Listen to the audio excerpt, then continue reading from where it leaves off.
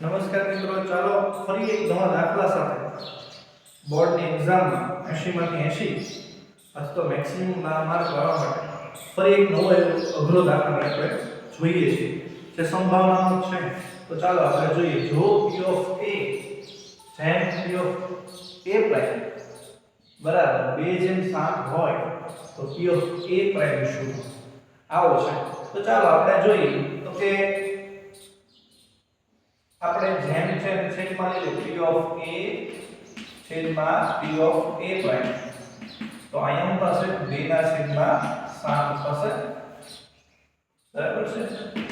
હવે p of a prime છે એને આ બાજુ જવા દો. p of a બરાબર 2/7 p of a પ્રાઇમ તેને અને આપણે સમીકરણ 1 કરી દઈએ. આને આપણું જે સૂત્ર છે સંભાવના બે સંભાવના આપ્યું હોય છે એની અંદર મૂકી દઈએ. આ સૂત્રમાં મૂકીએ p of a ની કિંમત અહીંયા મૂકી દઈએ તો શું છે 2/7 p of a પ્રાઇમ વત્તા p of a પ્રાઇમ બરાબર 1. આ બંનેની અંદર p of a prime common છે એને કોમન કાઢી નાખીએ. અંદર વધશે 2/7 વત્તા 1 બરાબર 1. લસા લઈ લે. અહીંયા છેદમાં 1 હશે. 7 અને 1 નો લસા 7 થાય. 7 ને 1 વડે ગુણી નાખીએ. p of a પ્રાઇમ બરાબર 2 + 7/7 બરાબર 1. 7 ને 2 9 9/7 p of a પ્રાઇમ 9/7 બરાબર 1. હવે p of a પ્રાઇમ સાથે 9/7 ગુણાકાર માટે 7 છેદમાં છે બરાબર ઉપર જશે તો અંશમાં જશે. 1 સાથે ગુણાશે એટલે 1 * 7 છેદમાં 9 આવશે. p of a પ્રાઇમ બરાબર 9/7/9. તો p of a પ્રાઇમ આપણો કેટલો આવશે 7/9 આવશે. જો તમને આ વિડિયો ગમે તો મિત્રો લાઈક કરજો, સબસ્ક્રાઇબ કરજો અને તમારા જે બીજા મિત્રો છે જે ધોરણ 10 ની બોર્ડની એક્ઝામની તૈયારી કરે છે એને પણ આ વિડિયો મોકલજો. તો દાખલો જોઈએ. જો p of a 3/4 હોય તો p of a પ્રાઇમ 4/3 થાય. જો મિત્રો સંભાવનાનો દરેક દાખલા અઘરા દાખલા આપણે સોલ્વ કરવાનો પ્રયત્ન કરીએ છીએ બોર્ડ એક્ઝામની અંદર આવા પ્રશ્નો વારાઘડીએ પૂછાય છે. આ ઉપરાંત તમારી પાસે પણ નવા કોઈ દાખલા એવા હોય તો ચોક્કસ અમને મેસેજ તમે મોકલજો બરાબર. તો અમે તમને એનો વિડિયો બનાવી કેવી રીતે સોલ્વ કરવો એ પણ અમે તમને મોકલશું. તો ચાલો હવે તમે જુઓ આ દાખલો આપણે કેવી રીતે સોલ્વ કરવાનો છે બરાબર છે.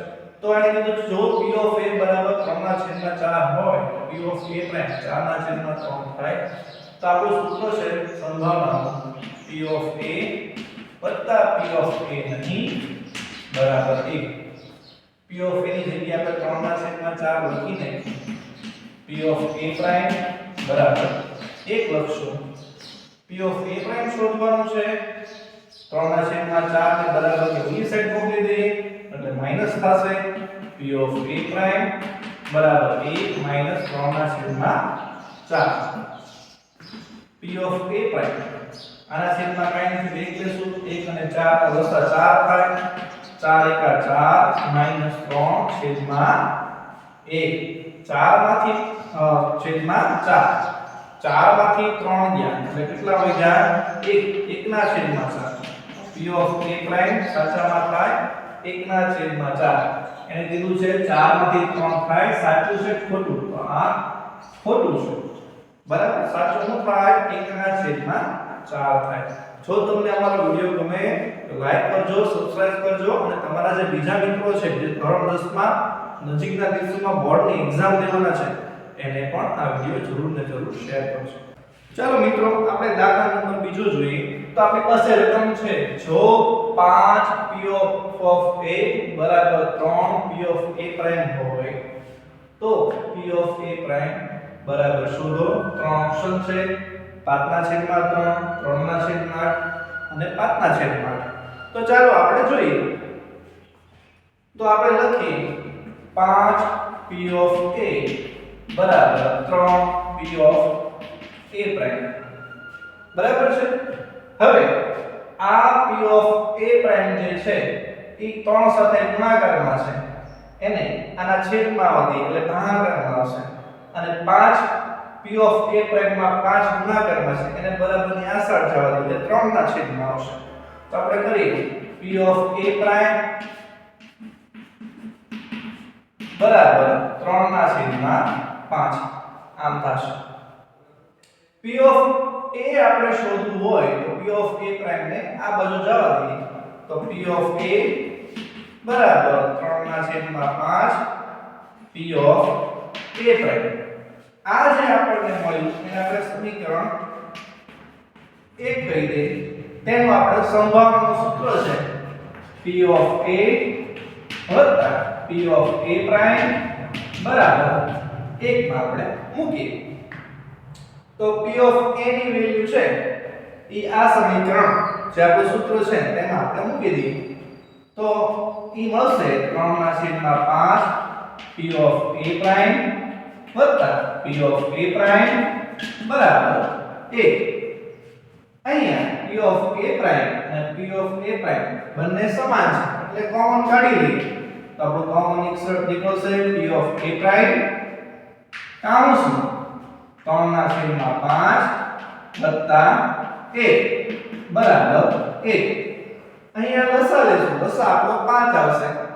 આના છેદમાં 1 હોય 5 અને 1 નો લસા 1 5 થાય અને ગુણી નાખીએ તો p of a પ્રાઇમ 5 એકા 5 અહીંયા 3 અહીંયા 5 છેદમાં 5 બરાબર 1. 5 માં 3 નાખીએ એટલે 8 થશે. p of a પ્રાઇમ 8 ના છેદમાં 5 બરાબર 1. હવે p of a પ્રાઇમ સાથે 8 ના છેદમાં 5 ગુણાકાર સ્વરૂપે છે બરાબર ઓલી સાઈડ મોકલી દઈએ એટલે 5 છેદમાં છે એ અંશમાં જશે અને 8 અંશમાં છે એટલે છેદમાં જશે એટલે p of a પ્રાઇમ બરાબર 1 ગુણ્યા 5 છેદમાં 8 બરાબર 5 ના છેદમાં 8. તો આપણો આ જવાબ છે તે સાચો છે.